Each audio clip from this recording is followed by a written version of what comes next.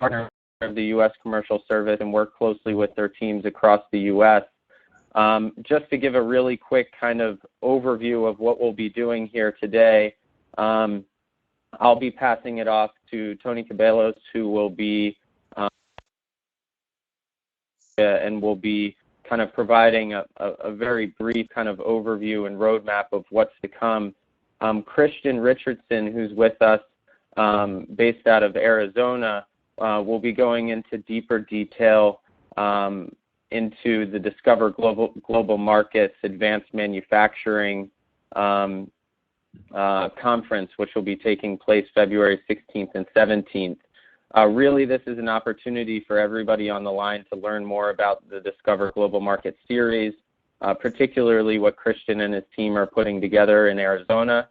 And then I will give a brief overview, about us. Sanam S4 has now participated in the last 2 Discover Global Markets events, have seen a lot of value in them, and can kind of speak from our own experience and provide some tips to those who are joining on how best to prepare and get the most out of the platform.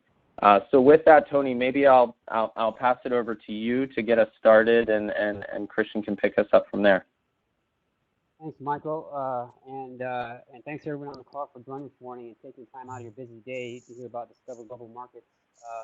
And also, I wanted to thank you, Michael and Sanam S4. You guys have been a great partner for hosting this webinar, sponsoring the DGM Advanced Manufacturing. This is your second time around, so great news. You guys have also sponsored the Healthcare DGM in Seattle just last September, so I'm sure you guys had a great event there as well. Just a little background on the DGM. The DGM Forum actually started about 5 years ago when we piloted a conference in Atlantic City to bring international opportunities to U.S. companies through commercial officers and foreign buyers. So our overseas hosts had conducted market assessments prior to the event, and that allowed the commercial officers to have focused conversations exactly what are the opportunities, challenges, and requirements for entering into the market. So it was a really good model. On average, about 350 companies attended these DGM business forums, received multiple country briefings where they had an expert opportunity, and the majority of these companies followed up with the commercial service. And so just to give you an understanding of what the commercial service does, our role is working directly with those U.S.-based companies that are interested in exporting and leveraging our global network to help them get into the market. My office in Philadelphia is one of over 100 markets or 100 offices in the United States, and combined with 100 offices overseas in the embassies and consulates. So that's a pretty robust global network that we use on behalf of U.S. exporters. So our overseas posts are staffed by commercial officers. These are Americans who are in Washington, and officers rotate from country to country. These are the officers who will be at DGM this February. Posts are staffed by foreign service nationals. They are from the country, from that home country. They speak the language, they understand the market, and they work on behalf of the U.S. exporter. So these are the commercial specialists that conduct the market assessment when the company is registered for DGM. And locally, our trade specialists, as here in Philadelphia and Phoenix and the country, they work directly with U.S. companies to help them understand global markets, helping them understand or develop their level of export readiness, provide business counseling, target the right market, and put together a plan so they're ready to sell their products over. And they can also provide support for international and domestic trade events, which is the topic of discussion this morning. So back to Discover Global Markets, we did these on the east, up and down the East Coast in Atlantic City, Charlotte, and Raleigh. We were so successful, often generating about 500 one-on-one company meetings per conference. So eventually, the DGM model became national, traveling cities throughout the country. As the global supply chain became more reliant on automation and technology, we saw new opportunities for U.S. products overseas. So we added an industry-focused DGM forum, which brings us up to date to the 2017 DGM in Scottsdale, with a full agenda of experts on the latest trends and opportunities in manufacturing. Industry leaders will be sharing their best practices on topics like industrial automation, precision manufacturing, and protecting intellectual property rights, and many more that Christian talking about. There will also be foreign buyers at DGM looking for U.S. products and technologies to sell on their home market. So today we're fortunate to have Kristen, my counterpart in Phoenix, organizing the program. We'll be hearing in a few minutes. But before I hand it off to Kristen, I wanted to mention a couple of things that we're doing in 2017. On April 25th and 28th, Commercial Service is heading a USA Pavilion at Hannover Messe in Frankfurt, Germany. So if you're considering opportunities in advanced manufacturing, then you should also know about Hannover Messe. This is the world's leading trade fair for industrial technology, typically hosting about 200,000 attendees from 7 countries. Last year, we had over 300 U.S. phenomenal we ever had. We're actually the USA country partner last year. Hanover features about 7 leading trade shows in areas such as digital factory, energy, industrial automation, research, and technology. We'll have a pavilion there connected to distributors and potential customers in the sector. So you want to consider that opportunity to showcase your technology. Also, in October 16th and 24th, we're leading a major trade mission called Trade Winds. This is the largest annual government-led trade mission offering multiple country stops. Countries with that want to export to Romania, Bulgaria, Greece, or Serbia will have an opportunity to conduct business-to-business meetings in those markets, and also talk to commercial officers from the region. So it'll start in Romania. It'll feature European-focused business conferences, as well as regional and specific sessions, and have pre-arranged meetings with officers. So if you're interested in any of those major events, please reach out to me or Kristen. So switching back to DGM, the great thing about DGM is every conference is unique and it's tailored to showcase the growth opportunities at force. So this time we have Tony, real quick. This is Michael, having a little bit difficulty hearing you. Can you speak? I don't know if you're on speaker, but speak a little bit closer to the mic. Oh, sorry about that. What I was saying is that when did you drop off there, Michael? When did I drop No, off? just when you're getting back to the DGMs. You didn't drop off at all. Okay. So as I was mentioning, that DGM is unique and it's tailored to showcase the growth opportunity this year at advanced manufacturing. And so after all that, I hope that Michael, that you caught everything everybody else has. We're excited to hear more from Kristen about advanced manufacturing. And thanks again, Michael, for hosting us and sponsoring the DGM. So before I hand it over to Kristen, Michael, do you have any comments? Thanks, Tony. No, I think it came through loud and clear, and I'm happy to build on what you have kind of laid out there, but we'll pass it over to Christian for now. I guess, Christian, before you get started, I will just make one kind of announcement for the group. There's a group chat. If you're logged into the webinar platform, feel free to present any questions there, and I'll be happy to field them. After Christian has spoken at an appropriate time. Christian, over to you. I don't know if Christian can ever speak at an appropriate time, but here I am.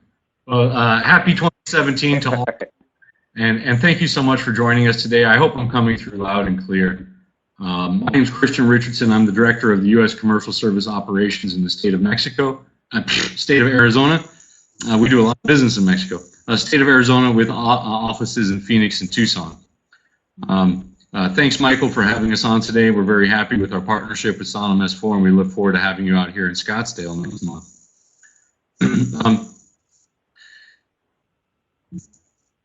So today we're going to actually skip over the client testimonial. Unfortunately, the individual that we wanted to be on the phone today, Barry Berman, the CEO of AgriPower, had a slight emergency this morning and will not be able to join us. So we're just going to move on to talk about the venue a little bit and take a look at our agenda.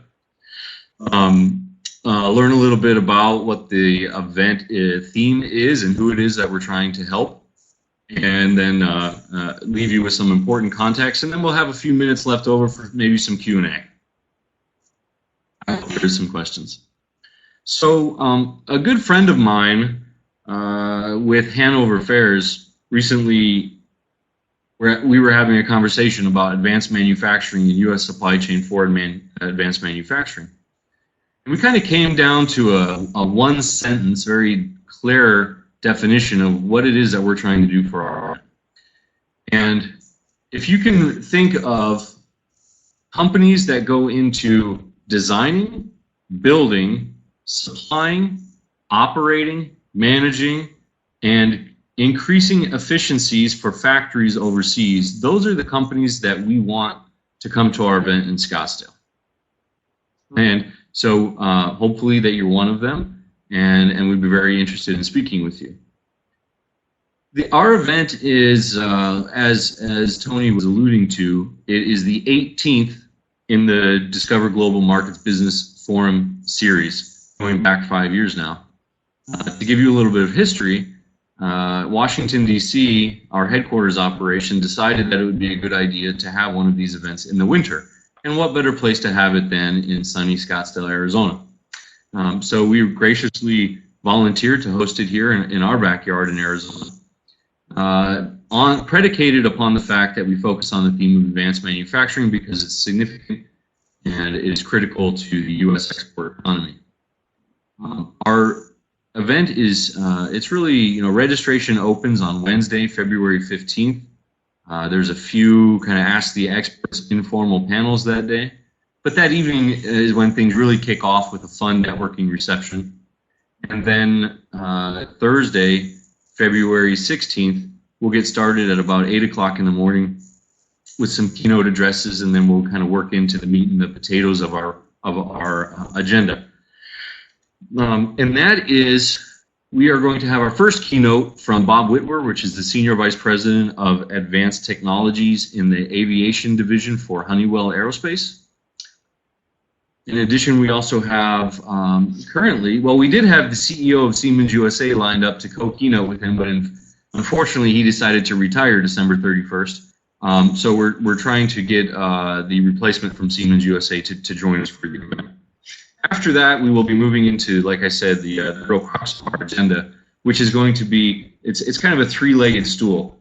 There will be ongoing panel discussions focused on topics such as industrial automation, sensors, software, things like standards, protecting your intellectual property, things like that. And then simultaneously, we will be offering a business-to-business program, and I'll get into that in a minute. I want to tell you just for a second here about the venue. The event is going to be held at the Doubletree Resort by Hilton Hotel Paradise Valley. We do have a preferred rate, and I suspect you can imagine Scottsdale that time of year with everything going on. Typical room nights are about $369 a night at the venue, so we did receive quite a discounted rate of $219.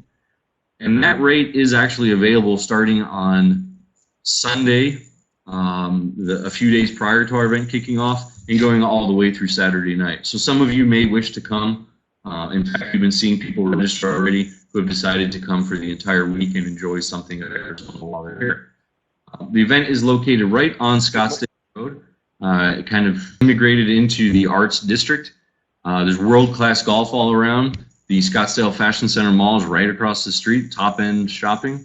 And, of course, the Arts District, like I mentioned, is just on the road. So it is quite a nice place to come to, I guess particularly if you're from like Buffalo or Duluth or something in February. Gents, okay, good morning. I hate to interrupt. Can anybody hear me? Oh, is that Barry? Yes, we can hear you. Yeah, it is Barry. I never received an invitation, so I'm sort of coming in through the phone number that was listed in one of the email trails. Hi, Barry. Welcome. Hello, Barry. Michael, why don't you want to take a moment, Michael, to go ahead and welcome Barry, and we can just backtrack here for a few minutes now that we have him on the line?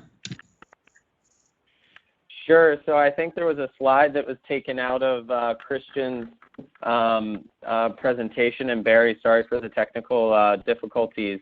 But what we have done is kind of just given a broad overview. Christian has given a broad overview just initially of the venue for Discover Global Markets. And, Christian, I guess over to you, but I think the plan, Barry, it'd be fantastic to have you provide a bit of your perspective, having participated in DGMs in the past. I'm happy to do that.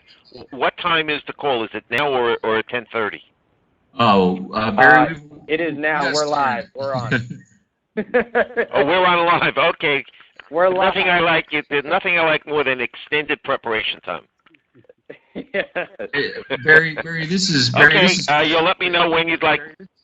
I'm Barry, sorry. This is Christian out here in Phoenix, Arizona. I had just given a little brief overview of kind of the venue and a little history about our Discover Global Markets program. So if you could take a moment, please, to give a testimonial about your experience with our organization and with our Discover Global Markets business forum particularly, we would greatly appreciate it. I'd be happy to do that. Okay, so I'm the walking, talking guinea pig. That's fine. Maybe the best way to start is to provide a little bit of context. My name is Barry Berman. I'm the CEO of a company called AgriPower, AGRIPOWER, AgriPower. Our website is obviously www.agripower.com. AgriPower is a waste energy company that essentially produces a piece of equipment that is designed to take a wide variety of waste material, use it as fuel to produce heat for heating buildings, etc., and with the addition of an incremental piece of equipment, we can produce electricity. The history of the company has possibly been to take the systems and sell them to schools and hospitals and prisons and factories, where the companies or the enterprises' waste could be used as fuel and mixed typically with wood that would be bought in the open market. And for many years, that was a good business model. Going back roughly 5 years ago, the price of natural gas went from about $13 an MCF, which is the unit of measurement, down to about $2. And at that pricing, our technology no longer made sense. It just simply didn't make sense, even with the savings from avoided waste disposal and some reduced fuel purchases. It just didn't make sense to go out and buy our equipment. And so we were confronted with a do-or-die situation. What do we do? There was no changing the market, and obviously $13 to $2 is something in the neighborhood of an 80% decline in a price that we cannot control. So the idea was, let us find other markets. And the couple of generic markets that we found were both international. We found that Canada was an attractive market for a couple of reasons, because in no particular order, because they had a carbon credit program which rewarded technology such as we had. Distances were great.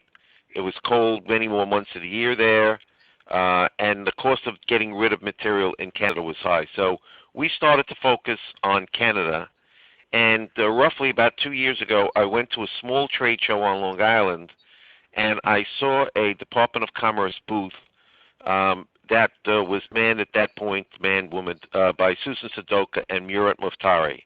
I had no idea at all about the Department of Commerce programs, was very interested in hearing about it, and long story short, I realized that this could be the kind of a lifeline that we as a company were going to need in order for us to succeed. So I drilled down into it. I realized that this was going to be a real process, and whoever's on the phone needs to understand that, and I'll describe process in a minute or two. And as part of really getting to a place where you're prepared and are able to take advantage of the program, you really have to go through something called Export Tech. And Export Tech I would describe as a 10-week course that really gives you the basic tools that you need in order to do what I just did, for example. That is to very quickly tell a story and be able to get somebody to either decide that they're interested or not interested in your product, to work with people from not only DOC, but they bring in outside consultants to help you with marketing material, to help you do what I'm going to call your elevator presentation. So anybody that is seriously considering getting into an export program, especially with DOC, I would absolutely encourage to get involved with Export Tech to give you the fundamental tools. Okay, so we did that, and we then went out and began to go to some of the DGM meetings. One of the things that we learned is that there are, for at least from our point of view, significant opportunities in many places of the world for our units. Clearly, waste is a problem in many places in the world. Many places of the world still produce electricity using diesel fuel, which is still expensive, and where our equipment would make sense. So one of the mistakes that we made is that we went to the wrong places. We found that there's a certain way to do the gold key. You have to be very selective. You have to make a commitment that you're going to be going several times to the particular city. You have to have a clear understanding of what your program is. Are you looking for customers? Are you looking for agents? If you're going to be looking for agents, you have to think through and have a program that addresses their issues, including compensation. So it's a little bit of a learning curve, and the mistakes that we made were really going into Canada, but we went to the wrong part of Canada. We went to eastern Canada, which is very built up, not lots and lots of remote locations such as exist in western Canada, in particular Alberta. So our focus shifted from eastern to western Canada.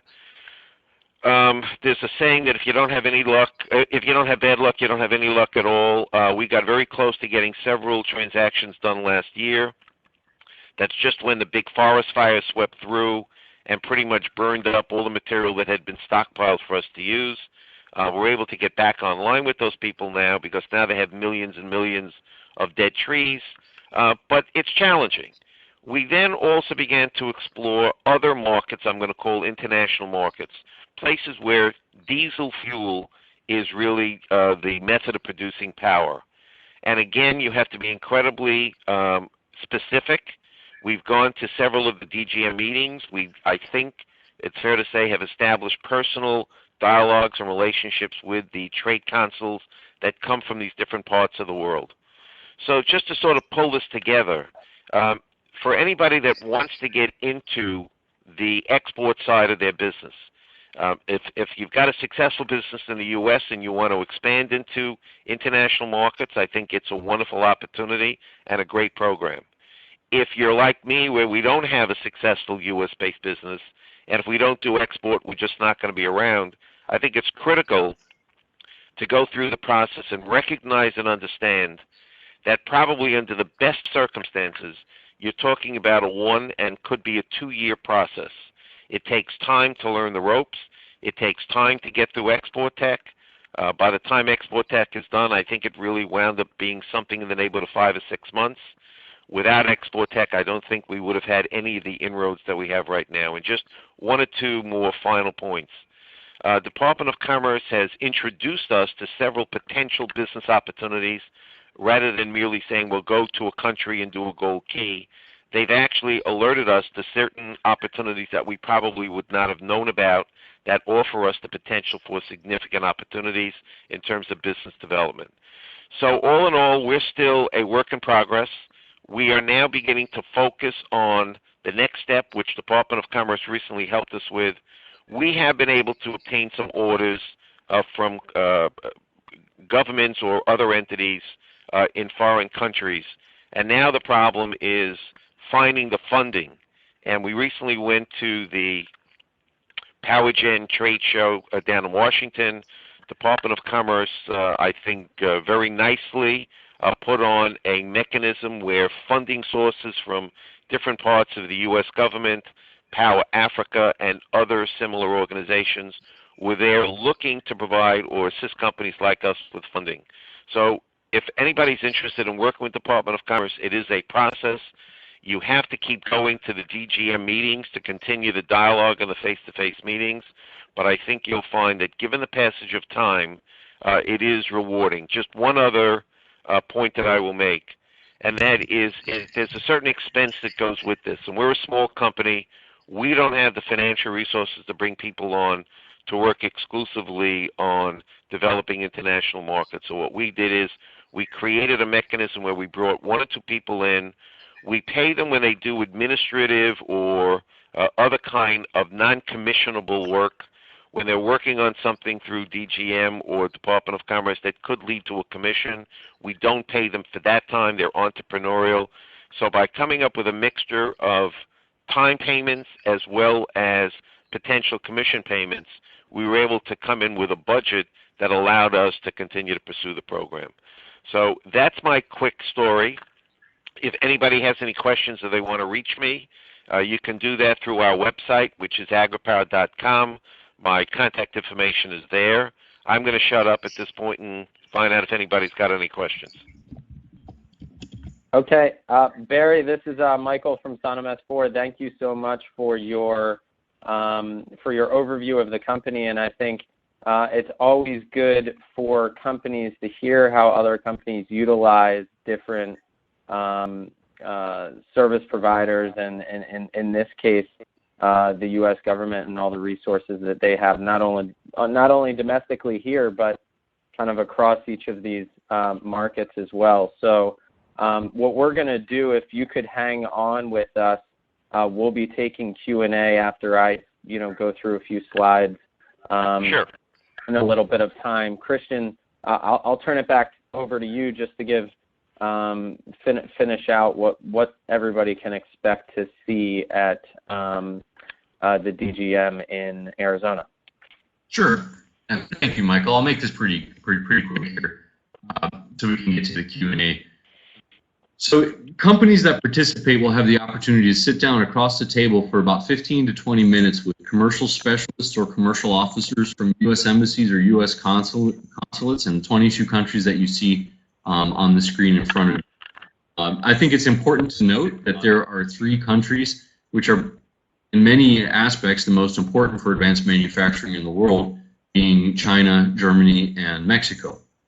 Particularly with our geographic proximity to Mexico here in Arizona, we have kind of a robust program going on related to doing business and supply chain opportunities in Mexico. I alluded earlier to our keynotes in Honeywell. In addition, on day 1, which is that Thursday, we will have panel discussions on topics about Mexico, Asia standards and protecting your intellectual property when doing business internationally. And then on Friday, day 2, we will have panel discussions focusing on Europe, digital strategies, market identification, and then kind of in conjunction with lunch and an awards ceremony, we'll be doing a very interesting panel on lessons learned by the experts that are participating in our event. I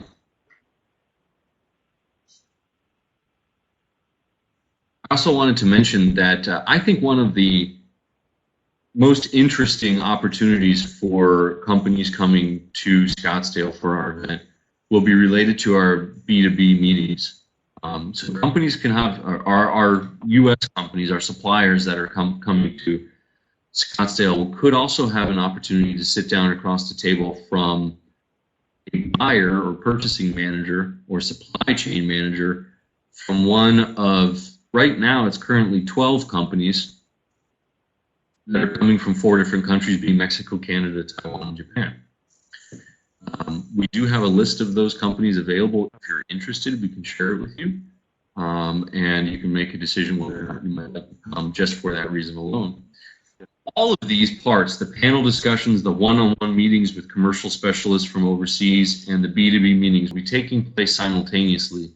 In fact, starting already on the afternoon of Wednesday, February 15th, because we feel like we're going to have such a demand for that we're going to open it up even really the day before the event officially takes off. I'm going to go ahead and leave this slide open. If you're really interested in registering our event and you have some questions about the actual logistics of how to do that or how to make your hotel reservations, you can contact our senior trade specialist in our Tucson office, Christina Parisi, and her phone number and email address on the slide. And then I'm the lead project officer for this event.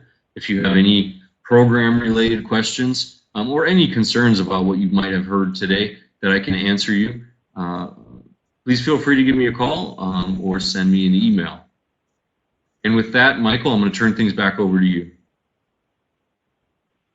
Okay, excellent. Thank you, Christian. And I'll move back to this slide at the end so people know who to contact. But I'll quickly go through a deck that we prepared at Sonom S4 just so everybody's familiar with who we are, what we're up to, how we work with the U.S. Department of Commerce, and our own experience and some tips that we have.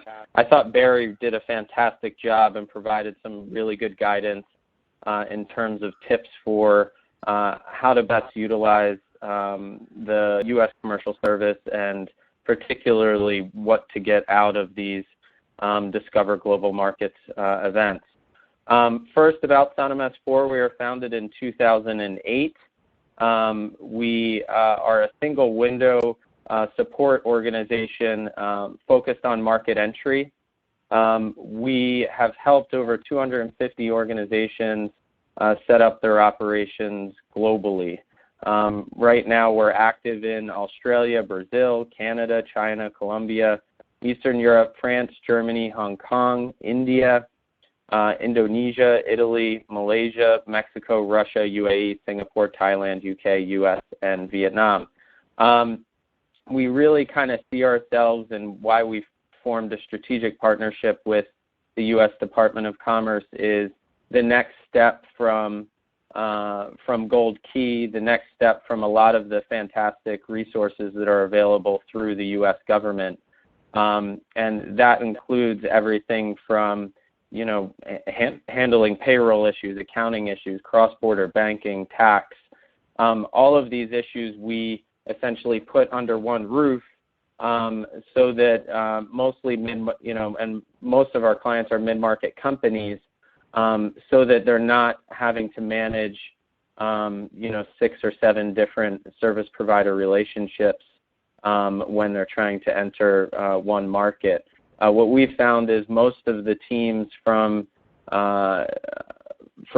mid-market companies in particular, and even larger companies, the teams that are focused on international are usually quite small. So it's not only the financial resources that Barry had mentioned, but the time and energy resources that are needed, which he also alluded to have successful growth of your business internationally. Earlier in 2016, last year now, we launched the first U.S. Business Center, and this is an effort to essentially build that end-to-end market access platform across all of the markets that we're operating in. The first center was officially launched in Mumbai last February. Real quick, this is, everybody will get a copy of both slide decks as a follow-up, and realize the print here kind of might be a little bit small, but this is essentially the market entry journey that SunMS 4 takes its clients through. Everything from market assessment, which U.S. Department of Commerce also does a fantastic job of getting the market assessment, bringing you to the market so you can make your own kind of observations, test your own assumptions, all the way through entry planning, market entry implementation. Again, that's setting up bank accounts, which might sound like an easy thing because for most of us, we can walk into any bank here in the States and open a business account. They'll be happy to do it. But when you're doing so in foreign countries, there's usually tons of documentation. Certain things have to be signed in blue ink. Certain things have to be signed in black ink. So our teams essentially are well equipped to handle those very practical issues to get operations up and running for companies. And then, of course, there's all sorts of ongoing management of the business to keep it compliant, which we handle for our clients. These are just a quick snapshot of clients that we've kind of worked with. We do a lot in higher education, but really kind of across the board, companies from the U.S., but globally as well. You see Rolls-Royce there, Airbnb. So it's really a big mix of companies. So to the U.S. Commercial Service, Discover Global Markets and beyond. Our perspective is that we are a small company as well. It's very difficult for us to cover the breadth to establish kind of the breadth that the U.S. Commercial Service has, both here in the U.S. And then also internationally. So what we have done with this strategic partnership is really working closely with their teams across the U.S. to understand from them what their clients are facing, what challenges their clients are facing in various markets. As you're looking to utilize the U.S. Commercial Service, as Tony had mentioned at the top, they have over 100 offices across the U.S., so there should be one local to you. They have, knowledge experts. How they're broken up is geographically, but then also sector within kind of sector specific. So they can, get into very specific issues with your company in terms of their sector expertise. Gold Key was something that Barry had mentioned. And Christian and Tony don't want to speak out of turn, but essentially Gold Key is tailored market entry support for your company that includes usually a trip to the specific market that you might be interested in, helping you identify and prioritize that market before you go there, and then Gold Key helps do some initial connection points for you once you get to the market. One thing that, Barry, I'm sure you're aware of now that you've been working with Commercial Service for some time now, but there is free money out there. There's grant money out there to help U.S. companies succeed overseas, to help them get financing. There's STEP grants, which are administered typically through your state-run economic development groups. There's EXIM financing depending on which what industry and sector you're in, and other avenues to access capital to go global. And then there's watering holes, and I put Discover Global Markets in this group. Scottsdale is going to be very focused on advanced manufacturing, so I encourage those and highly encourage those in that sector to attend because there will be such concentrated market expertise there.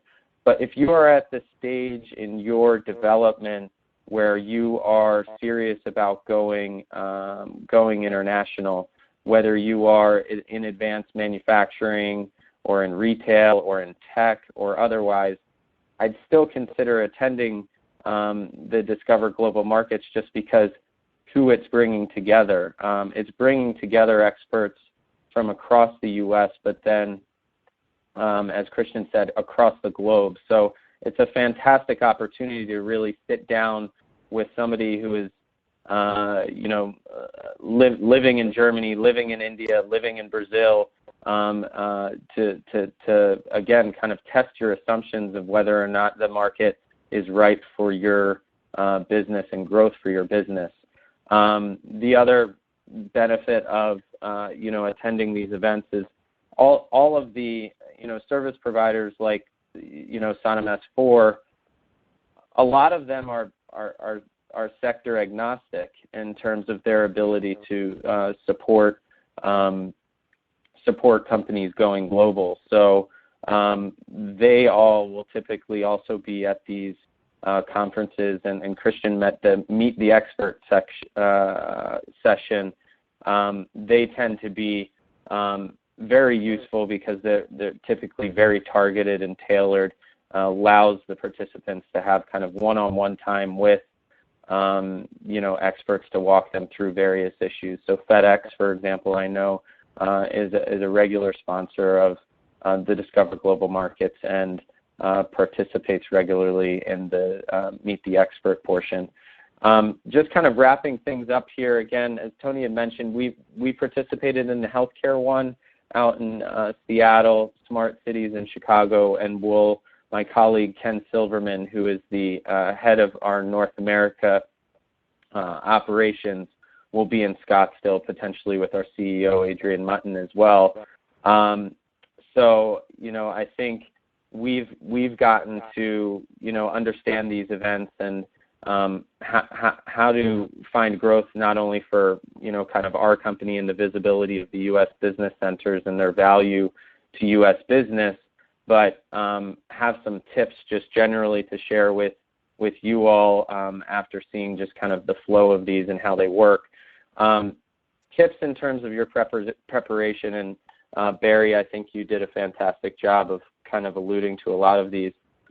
As much preparation that you can do, and Export Tech is one thing that you might consider doing, ahead of events like this, but you can also do internally, is prioritize your top markets. Really understand what markets might be the best fit for what you're looking to do. The U.S. Commercial Service can certainly help you do this. So if you're not there yet, again, I think attending it, but to the extent you can prioritize the market, then you can understand if you should, be seeking out someone in Europe, someone in South America, someone in Asia, and they'll all be there. So it'll help kind of focus your conversations. Prepare your company's top challenges in going global.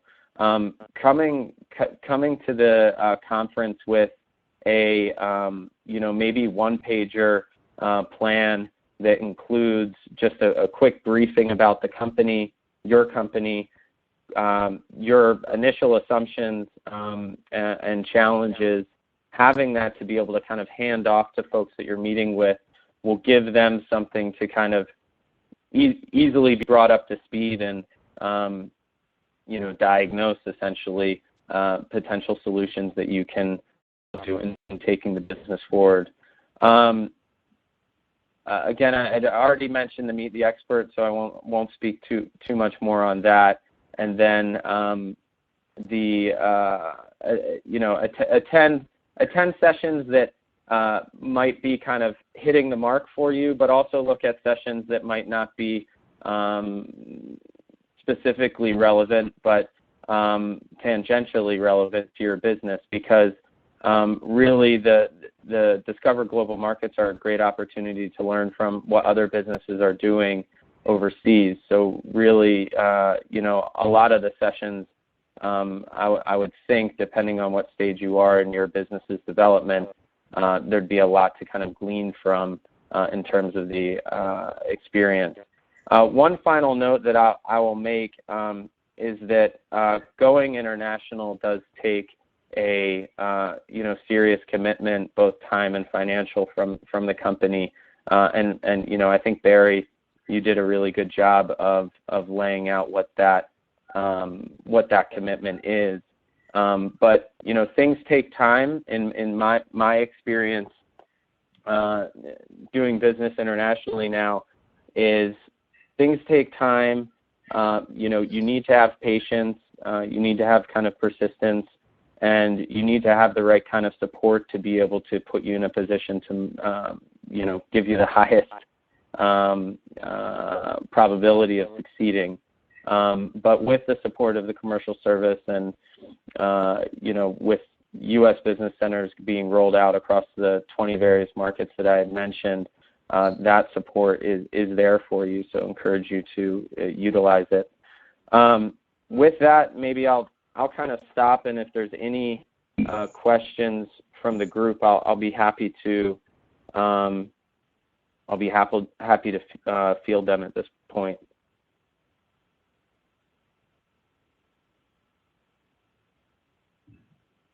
So I have one question come in. Give me one moment to read it, and then I'll put it out to the group.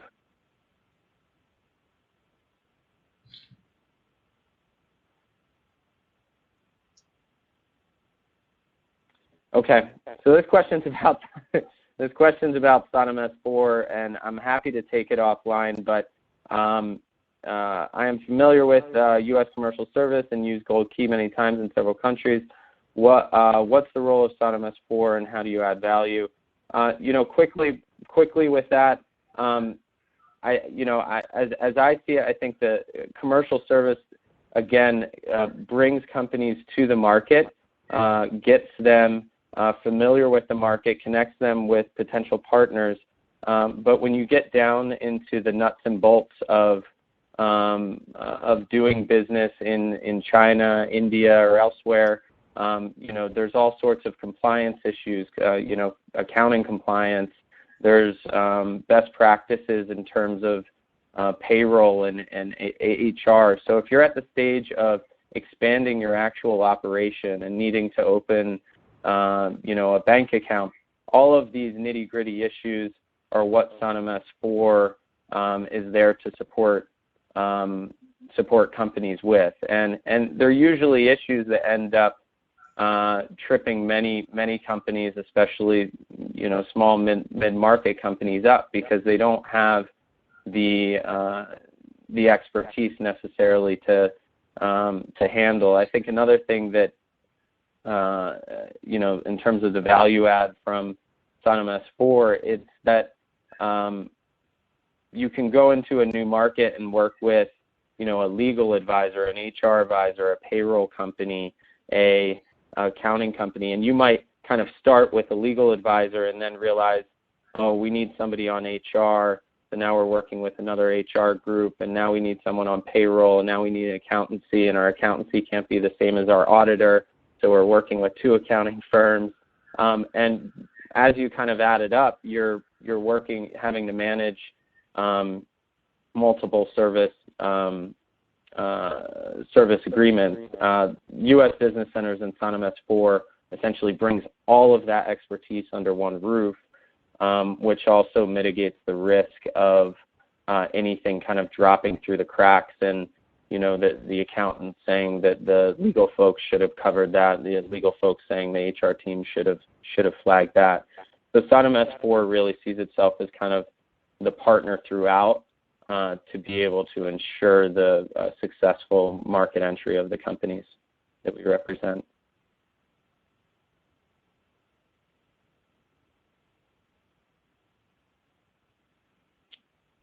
I have no other questions at the moment. Barry, I have a question for you in terms of your financing. Have you utilized STEP grants, and what road has that taken you down? Well, we've tried. Unfortunately for us, we are a company where the headquarters is in New York State, and our plant is in Pennsylvania. Pennsylvania has no money budgeted whatsoever under the STEP program, and New York's position is because our plant is in Pennsylvania, we don't qualify here. So each year we go back to Pennsylvania, but so far the legislators there have failed to allocate any funds into this STEP program. I will add, though, something else that I should have mentioned earlier, which is that as part of going through the Export Tech program, which has a certain cost, you do receive credits in the form of gold key credits that you can use, transportation credits. There are some other reimbursement programs. So the Export Tech program will, in fact, put money back in the company more than was spent to participate in the Export Tech program. That's fantastic. And we have Tony from Philadelphia on the line. I mean, I know I'm from Pennsylvania originally, from outside of Philadelphia. So, but Tony, maybe can I ask you a question in terms of STEP grants in Pennsylvania? And I know there was a big budget battle there, which exists kind of across the country in various states. But any insight you have into Pennsylvania specifically in terms of STEP grants and the state-run apparatus? Can you hear me, Michael? Am I coming in? Yes, kind of faintly, so if you could speak up. Okay. Well, we learned on October 28th that they didn't receive any STEP grants. So that we got the same news as Barry, unfortunately. But historically, Pennsylvania has always received a substantial amount of STEP money. So that is the insight. When we work directly with the state of Pennsylvania, and they are a major partner of ours in helping to promote exports and to help companies get into the international market. We also work with Delaware, and we work with the Export Tech program there. So Barry, that's music to my ears to hear that you really enjoy the program and that it's helpful. We've been doing it for several years in Pennsylvania and most recently in Delaware with the Delaware MEP there, and it's been an important program for a lot of companies who need to develop a plan and have a methodical process for getting into the market. Excellent. Quick follow-up question, and Christian, maybe I'll pose it to you. Is STEP for certain industries only? And what other programs are there like this? I know EXIM has some similar programs as well, but I'll pose that one to you. Well, I think it's really important to just to note, Michael, that STEP grants are administered at the state level with kind of matching funds from the U.S. Small Business Administration. So, for example, a company out of the state of Montana can use STEP grant funds to pay for anything that's related to developing international business, whether that be hiring a lawyer to draft an international business distribution agreement, or attend a trade show, or buy a gold key service, including flights to a trade show overseas, their hotels, incidental costs and whatnot. Some states, such as Florida, don't have a STEP grant. Didn't apply for one. Enterprise Florida handles that at the state level. So it's really a state-by-state basis. Some states, I believe, like Louisiana, their STEP grant is specifically written to the oil and gas industry. So if you are a manufacturer of automotive parts, you're kind of left out in the cold there. I know that it's not the case this year, but the year prior in California, their STEP grant was specifically written to aerospace and defense industry. So really, it's on a state-by-state basis, and the company really needs to know how the state where they are located manages that program. But in a nutshell, I would say that I believe that the STEP grant is non-industry specific in most cases, and I believe at least from my experience, the company who receives it or potentially receives it has the opportunity to make a case with the state partner who's managing the grant as to whether or not it could return or have a positive return on investment for the state and particularly in terms of job creation. So kind of a long answer to a short question, Michael, but like anything else in life, I would say, it depends. Now, getting back to part two of that question, are there any other programs that exist? Well, yeah, sure. Barry was kind enough to refer to our Export Tech program. And as far as I know, and Tony, you can tell me if I'm wrong, but at least here in the Southwestern network, FedEx is a national partner of our Export Tech program, and the companies participating in the program can receive a $1,000 voucher towards a international business development expense from FedEx.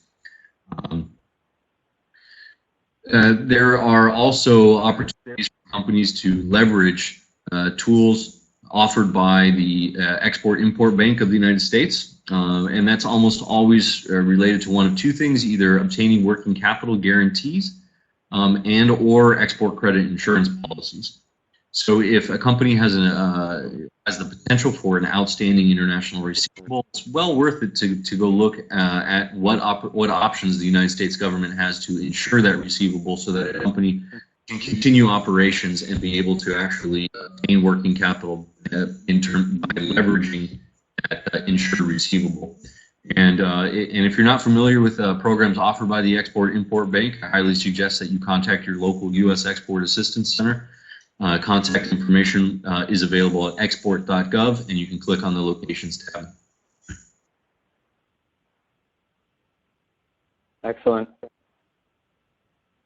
Do any of the panelists have questions for each other? Because right now we don't have any more questions coming in, and I'm looking at, we're coming to the top of the hour, so I want to be mindful of everyone's time. And like I said, we'll be following up with an email attaching both presentations to all of those who have registered. So that'll be kind of the plan going forward. But Christian, Tony, Barry, any final words, questions? Yeah, if I might, Michael, thank you for that opportunity. Just wanted to reiterate that this program that we're putting together here in Scottsdale is really a national flagship event. And what better place to come to than Scottsdale, Arizona in February? But not just for the weather, but particularly because you can meet 22 commercial specialists from 22 different countries, learn about opportunities in those markets, tap into opportunities in those markets at a very, very low cost. To get on an airplane and travel to Hanover, Germany to the Hanover Fair, to spend a week there with a couple people and set up a booth, you're looking at a minimum of $25,000. For someone coming from the East Coast, it might be $1,300, $1,400 to come to Scottsdale for the few days that we're here. So I perceive this as a great opportunity for your company at a very low investment, and please communicate with me if you are considering signing up. And once you do sign up, then my team and I will do our very best to ensure that that you walk away satisfied with your investment, that you've made the business contacts that you need, and that you have the understanding of how to enter new international markets. Thank you, Michael. And this is Tony. Thank you, Christian. And go ahead, Tony. I totally agree with Christian on that. And one of the things I wanted to add was that companies who want to find out what their opportunity is in any one of those 17 or 20 markets who are represented there by commercial officers, they can do their market assessment. Those market assessments will be vetted by our commercial specialists, and it's very similar to the Gold Key. We don't want to send you to a market where you don't have an opportunity. We're not trying to fill trade missions. We're not trying to fill seats. We're trying to make sure that you're the best in the market. So if you complete a market assessment and it shows that the market is saturated or there's not any buyers for your particular product, we'll let you know that. But we will give you an honest assessment. And so every conversation that you have with a commercial officer will be one that is vetted and provide you with honest briefing and market assessment of your product in the international market. And that goes the same for the Gold Key. We do not want to have bad results. So we make sure that the company's products and services are vetted thoroughly, and we give the company the true analysis of whether or not we can identify buyers in those markets. That is the key aspect of our export assistance and our matchmaking. Glad that the EGM is kind of a precursor that allows companies to talk to 4 or 5 commercial officers, or all of them if they have an opportunity. And that thanks for the opportunity to let more people in the Mid-Atlantic know about EGM and hosting this webinar. Michael, go ahead. Excellent. Thank you, Tony, and appreciate Barry. Thank you so much for joining as well. Your insights were fantastic, and we will be in touch with all of you and hopefully see you out in Scottsdale in February. Thank you, everyone, for joining. Thanks a lot.